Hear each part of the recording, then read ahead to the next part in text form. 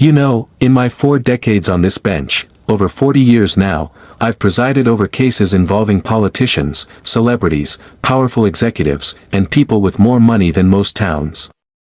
But never, not once, did I imagine the day my Providence courtroom would be swept by armed agents, metal detectors, bomb-sniffing dogs, and security fit to protect a sitting president. Let me tell you about the morning Eric Trump Jr., the 28-year-old nephew of former President Donald Trump, walked into my courtroom convinced his last name made him untouchable, and how what happened next ignited a national debate about whether political families deserve special treatment in American courts. I arrived at the courthouse that Thursday at 7:45 a.m., earlier than usual. My clerk, Christina, had warned me, today will be different. She wasn't exaggerating. The parking lot was already packed with satellite trucks. Reporters crowded the courthouse steps. Inside, federal-style security teams were running sweeps as if we were hosting a presidential visit instead of a routine criminal arraignment. My father taught me something when I was young. He said, "Frank, America doesn't bow to kings. We don't have royalty. Rich or poor, powerful or powerless, everyone stands equal before the law. The moment we forget that, we stop being America." Those words echoed in my mind as I watched the security theater unfold. The case file itself was straightforward. Eric Trump Jr., son of Donald Trump Jr., nephew of a former president, had been arrested 3 nights earlier for aggravated assault and witness intimidation. According to police reports, the incident occurred at an upscale Providence restaurant, the Capitol Grill. The victim was Anthony Russo, a 45-year-old small business owner who ran a plumbing company in Cranston. Anthony had been celebrating his 20th wedding anniversary with his wife when Eric, seated nearby with friends, became loud, drunk, and disruptive. Witnesses said Eric was shouting, drawing attention, and disturbing nearby tables. When the restaurant manager politely asked him to lower his voice, Eric reportedly replied, according to the police report, "Do you know who I am? I'm Eric Trump. My family owns this country. You work for me." Anthony Russo, seated nearby, quietly remarked to his wife, "Nobody owns this country. We're all equal." Eric heard it that he walked over to Anthony's table and said, "What did you just say to me? You think you're equal to a Trump? My uncle was president. My father runs the Trump Organization. We're billionaires. And you're what, a plumber?" Anthony tried to defuse the situation. "Sir, I don't want any trouble. I'm just here with my wife. Please leave us alone." That's when Eric grabbed Anthony by the shirt, yanked him partially out of his chair, and shoved him backward. Anthony fell, struck his head on the edge of the table, and suffered a concussion and 3 stitches. But what made this case extraordinary wasn't just the assault. While paramedics were treating Anthony, Eric allegedly approached him again. According to 4 witnesses and security footage, Eric said, "You'd better not press charges. My family has lawyers who make people like you disappear. We know governors, judges, police chiefs. One call and your business license is gone. Another call and the IRS audits you into bankruptcy. Drop this, or your life gets very difficult." When police arrived and arrested him, Eric refused to cooperate. He told officers they'd regret it. He said he'd be making calls to people who matter. At the station, booking officers reported that Eric demanded the Secret Service be contacted, claiming he was entitled to federal protection because of his family. When told he was not covered, he responded, "You're all going to lose your jobs when my uncle hears about this." So now, 3 days later, there we were. My courtroom was packed with enough security to guard Fort Knox, all for a 28-year-old who got drunk, assaulted a man, and tried to intimidate him with political power. At 9 a.m., the courtroom doors opened. Eric Trump Jr. entered like he was walking into a private club he owned. 6'3", athletic build, wearing a tailored designer suit that probably cost more than most people's monthly rent. Behind him came his legal team, not 1 attorney, but 5. Former federal prosecutors. White-collar defense specialists. The kind of legal firepower that costs tens of thousands of dollars per day. And behind them came 3 men in dark suits, earpieces visible, moving with practiced precision, clearly meant to resemble Secret Service agents. but Eric didn't have Secret Service protection. He wasn't entitled to it. These were private security contractors dressed to look official, a calculated attempt to intimidate, to project power that I wasn't impressed. All rise, the bailiff announced. Everyone stood, except Eric, that he was still staring at his phone. Mr. Trump, I said calmly, put the phone away and stand. He looked up with mild irritation, as if I'd interrupted something important. Slowly, deliberately, making sure everyone noticed his reluctance. He slid the phone into his pocket and finally stood. Eric Trump Jr., I began, you are charged with aggravated assault and witness intimidation. How do you plead? His lead attorney, Marcus Blackstone, former U.S. Attorney for the Southern District of New York, rose instantly. Your Honor, my client pleads not guilty. We have serious concerns regarding the validity of these charges and the circumstances surrounding Mr. Trump's arrest. We believe this prosecution is politically motivated, driven solely by my client's family name. Counselor, I replied, your client assaulted a man in a restaurant and then threatened him with political retaliation. Politics has nothing to do with that. Blackstone didn't miss a beat. Your Honor, my client is a 28-year-old businessman who had an unfortunate altercation after consuming alcohol. The alleged victim suffered 3 stitches and a minor concussion. These charges are excessive and appear designed to make an example of Mr. Trump because of his last name. We'll examine the evidence and determine whether the charges are excessive, I said. For now, explain why your client appears to have Secret Service protection in my courtroom. Blackstone gestured toward the 3 men in dark suits. Your Honor, my client has received credible death threats related to this case. These are private security contractors hired to ensure his safety. Given his family's prominence and the politically charged nature of this situation, additional security was warranted. You dressed private security to look like federal agents, I said. Why? The attire is standard professional security dress, Blackstone replied. Counselor, I said evenly, those men are wearing earpieces and standing in formations typically used by Secret Service details. Was this meant to suggest your client has federal protection that he does not, in fact, have? For the first time, Blackstone's confident expression slipped. Your Honor, I can't speak to the operational decisions of the security team. Then let me be clear, I said. This is a Providence municipal courtroom, not the White House. Your client is a private citizen facing criminal charges. He is entitled to private security, but not to manufacture the appearance of federal authority. Tell your security team to stand down or leave. The 3 contractors exchanged glances, then looked to Blackstone. He nodded. They moved to the back of the gallery, no longer positioned as a protective detail. Eric Trump Jr. looked irritated. For the first time that morning, someone wasn't cooperating with the image of power his family was used to projecting. Your Honor, Eric said, speaking without his attorney's permission, I think there's been a misunderstanding. What happened at the restaurant was blown way out of proportion. I had a few drinks with friends. Some guy at another table made a comment about my family. I responded. Things got physical for maybe 10 seconds. He barely got hurt, 3 stitches. And now I'm being treated like some violent criminal. Mr. Trump, I said, you grabbed a man by his shirt, shoved him, caused him to strike his head, and required medical treatment. That is assault. That guy started it, Eric shot back. He insulted my family. He made a political comment about my uncle. I defended my family's honor. That's not assault, that's standing up for yourself.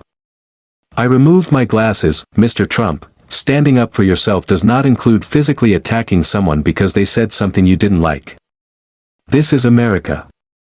People are allowed to have opinions about your family. You are not allowed to assault them for expressing those opinions.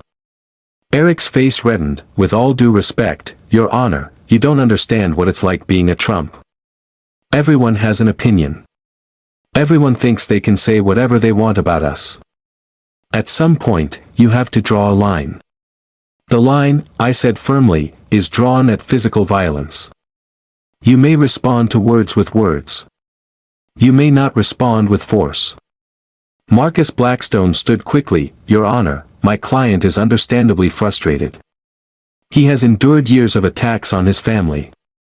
The incident at the restaurant was an emotional reaction to provocation. I said.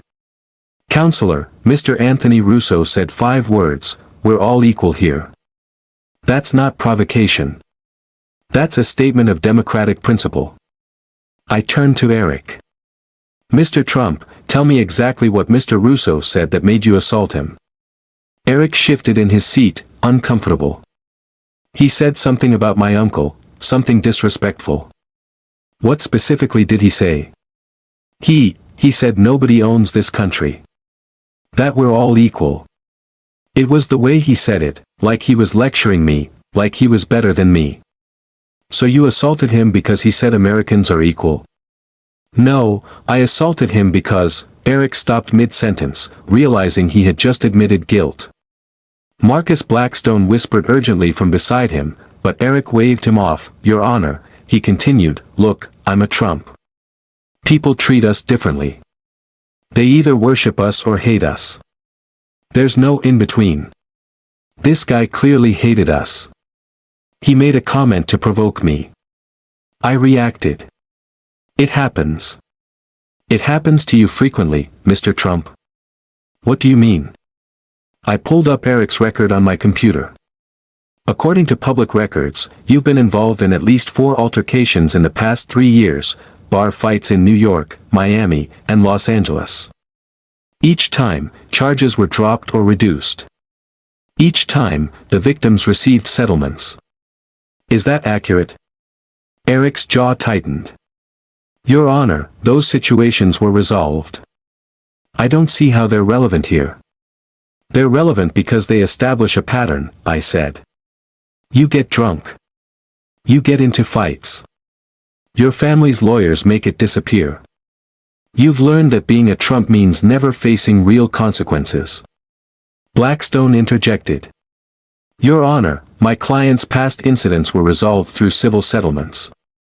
No criminal convictions. They don't establish a legal pattern. They establish a behavioral pattern, I replied. Your client believes he's above the law. The prosecutor, Daniel Morrison, stood. Young, early 30s, but sharp. Your Honor, may I present evidence? Proceed, I said, the lights dimmed. Security footage from the Capitol grill appeared on the screen. Timestamp, 9:47 p.m., 3 nights ago, the first angle showed Eric's table. He sat with 3 friends, all young men in designer clothes, loud and laughing. Eric gestured wildly, clearly intoxicated. A waiter brought more drinks. Eric grabbed them without a word, not even a thank you. He treated the waiter like furniture. The second angle captured the restaurant manager approaching Eric. The manager spoke politely. Eric immediately stood, leaned forward, and pointed his finger at him. The manager raised his hands in a calming gesture. Eric sat down but continued shouting. The third angle focused on Anthony Russo and his wife, quietly eating. Eric's voice carried across the room, you people don't understand who you're dealing with. I'm a Trump. We own this town. We own every town. Then came the moment the case turned. Anthony spoke softly to his wife. The audio picked up his words, nobody owns this country. We're all equal here. Eric's head snapped toward their table. He rose, towering over Anthony, who stayed seated. What did you say to me? Eric demanded. His voice was clear on the audio. You think you're equal to a Trump? My uncle was president. My father runs the Trump Organization. We're billionaires. And you? A plumber? You fix toilets for a living, and you think you're equal to me? Anthony's voice was quiet and measured. Sir, I don't want trouble. I'm here with my wife. Please leave us alone. Eric grabbed Anthony by the shirt with both hands, lifted him partially from his chair, and shoved him backward. Anthony's chair tipped. His head hit the table with a loud crack. He fell to the floor as people rushed to help. Anthony's wife screamed as Eric loomed over him, shouting, You disrespect my family, you get what you deserve. You're nothing. Nothing. Do you hear me? The restaurant manager and security moved in, but Eric shoved them aside, still yelling. Finally, his friends pulled him back to his table. The fourth camera angle captured the scene 10 minutes later. Anthony sat with ice on his head, paramedics attending him. Eric approached again, and this time the audio was damning. Leaning close, he said, "You better not press charges. My family has lawyers who make people like you disappear. We know governors, judges, police chiefs. One call and your business license gets revoked. Another call and the IRS audits you into bankruptcy. Drop this or your life becomes very difficult. Understand me? Very difficult." Anthony, still recovering from his head injury, just nodded. When the video ended and the lights came back on, the courtroom was silent. I looked at Eric Trump Jr. His face was flushed, but his expression remained defiant. "Mr. Trump," I said, "you just watched yourself assault Mr. Russo and threaten to use your family's political connections to ruin his business. Do you deny this happened?" Marcus Blackstone stood. "Your Honor, the video shows an altercation in a crowded restaurant. My client was intoxicated. His words were in the heat of the moment and don't constitute legally actionable threats." "Counselor," I said, "your client specifically threatened governors, judges, and police chiefs. He threatened IRS audits and revocation of a business license. Those are targeted, credible threats, classic witness intimidation." Blackstone objected. "Your Honor, my client lacked the power to carry out those threats. They were empty words." "Empty?" I said, pulling up another document. 2 days after this incident, Mr. Russo's plumbing business received a surprise inspection from the Providence Building Department. Minor code violations were found, and his license was temporarily suspended. That suspension was lifted only yesterday after we subpoenaed the records. A murmur ran through the courtroom. Daniel Morrison nodded. Blackstone went pale. "Your Honor," he said, "we had nothing to do with that inspection." "Really?" I asked. "Because the inspector who conducted it is the brother-in-law of a Trump Organization executive." Quite a coincidence. I turned back to Eric. "Mr. Trump, did you make calls after this incident? Did you attempt to retaliate against Mr. Russo?" Eric opened and closed his mouth. His attorneys whispered urgently. "Your Honor," Blackstone finally said, "my client declines to answer on Fifth Amendment grounds." Of course, he did that. I motioned to Anthony Russo, seated in the gallery. "Mr. Russo, please approach." Anthony walked forward slowly. He was shorter than Eric, stocky, dressed plainly in a button-down and slacks. His face still bore faint bruising from the table impact. "Mr. Russo, tell me about the building inspection." His voice was calm but steady. "Your Honor, I've run Russo Plumbing for 18 years with no issues. 2 days after the restaurant incident, an inspector showed up unannounced, citing a complaint. Found minor paperwork issues and suspended my license pending corrections. That suspension cost me 5 days of work, about $15,000 in lost revenue. My customers questioned if I was running an illegal operation. My reputation suffered. Did you connect this inspection to Mr. Trump's threats?" I asked. "Not at first," Anthony said, "but one of my employees has a friend in the building department. That friend said the inspection was ordered by someone higher up. Someone whispered that it was politically significant. That's when I realized Eric Trump Jr. had followed through on his threat." "How did that make you feel?" I asked. Anthony Russo's eyes welled with tears. "Your Honor, I run a small business. I've got 6 employees depending on me, a wife, 2 kids in college. I work 60 hours a week to keep everything afloat. And some rich kid, someone who's never worked a real day in his life, assaults me, threatens me, and then actually uses political connections to harm my business, all because I said we're equal in America." His voice cracked. "I teach my kids that everyone has the same rights in this country, that it doesn't matter if you're rich or poor, powerful or not. But how can I tell them that now? How can I tell them America is fair when a Trump can assault me and then ruin my business with one phone call? The courtroom was silent except for Anthony's quiet sobs. If you believe no family should weaponize political power against hardworking Americans, subscribe now, because what I'm about to do will restore your faith that judges can still defend democracy. I turned to Eric Trump Jr., who avoided Anthony's gaze. Mr. Trump, look at Mr. Russo. Eric hesitated. I repeated, firmer this time, look at the man you assaulted and threatened. Slowly, Eric raised his head, his face red, but not with shame, with anger at being told what to do. Mr. Russo is a small business owner, I said. He runs a plumbing company, employs 6 people, works 60-hour weeks, and puts 2 kids through college. He celebrated his 20th wedding anniversary at a restaurant he probably saved up for, and you ruined that night. You assaulted him. You threatened him. And you actually used political connections to harm his business. Blackstone interjected, Your Honor, I'm not finished, counselor, I said. Your client has learned that being a Trump means never facing real consequences. For previous altercations, all quietly settled with money and NDAs. Victims paid off, charges dropped, the pattern is clear. Eric Trump gets drunk, gets violent, threatens people, and the Trump machine erases it all. That ends today. Eric's eyes widened. Mr. Trump, on the charge of aggravated assault, I find you guilty. The video evidence is irrefutable. You grabbed Mr. Russo without provocation, threw him to the ground, and caused injuries requiring medical treatment. Blackstone protested, Your Honor, there hasn't been a trial, the evidence is overwhelming, and your client essentially admitted guilt on the stand. I said, on the charge of witness intimidation through political threats, I also find you guilty.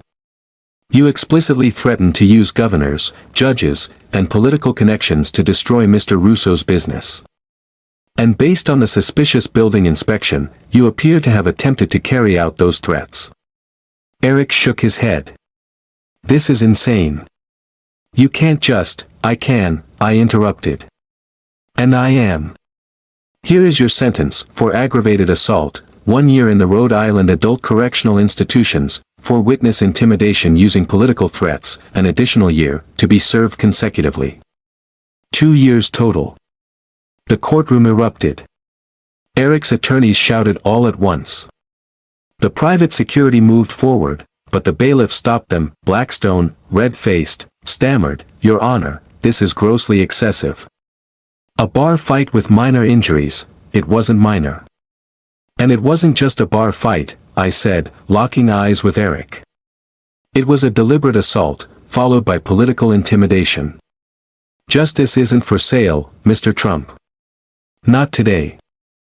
Typically, a first-time offender might receive probation or community service.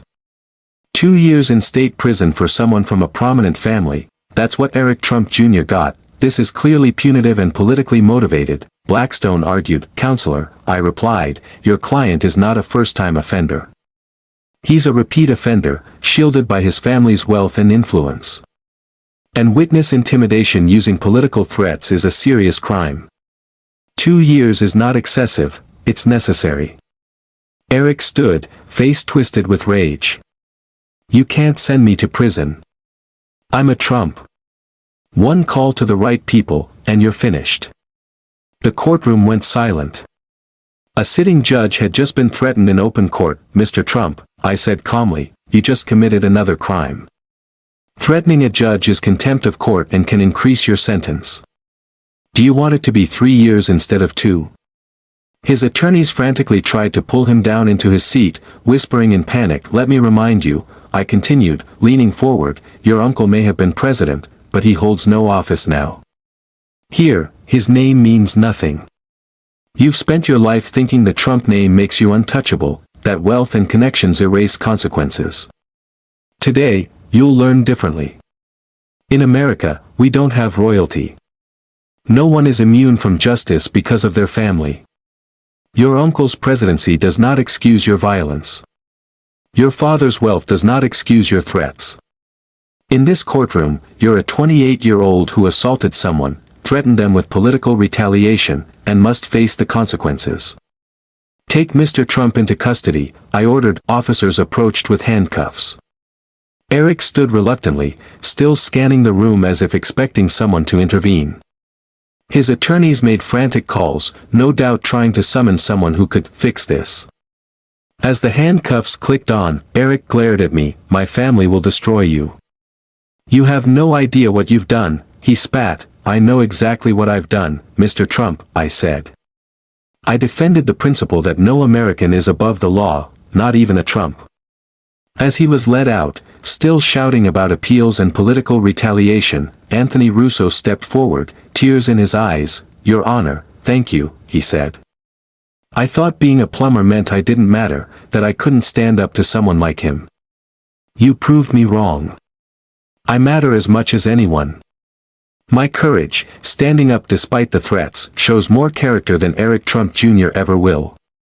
Within hours, the case was national news. Headlines screamed, CNN, Trump family member sentenced to 2 years for assault. Fox News, judge sends president's nephew to prison, political persecution. MSNBC, Trump relative convicted of using political power to threaten victim. Donald Trump tweeted, "Disgraceful what they're doing to Eric. 2 years in prison for a minor bar fight. This judge is a Trump-hating Democrat who should be removed immediately." Witch hunt continues. Wrong.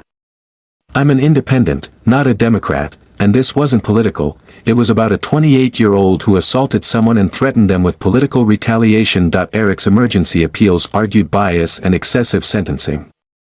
Every appeal was denied.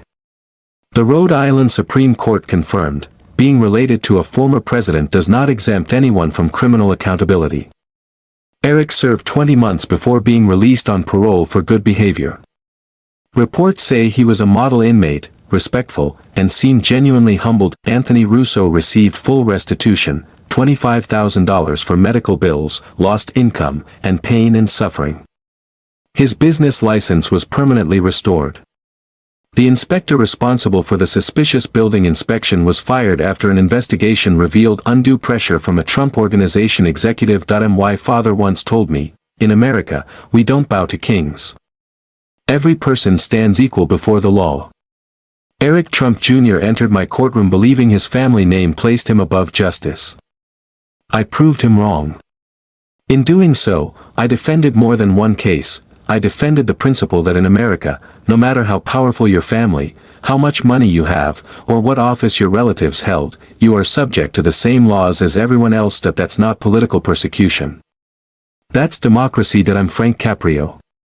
Eric Trump Jr. used his family's power to threaten a working man. I gave him 2 years in prison, not because of politics, not because of hate, but because in America, we are all equal under the law. Court adjourned.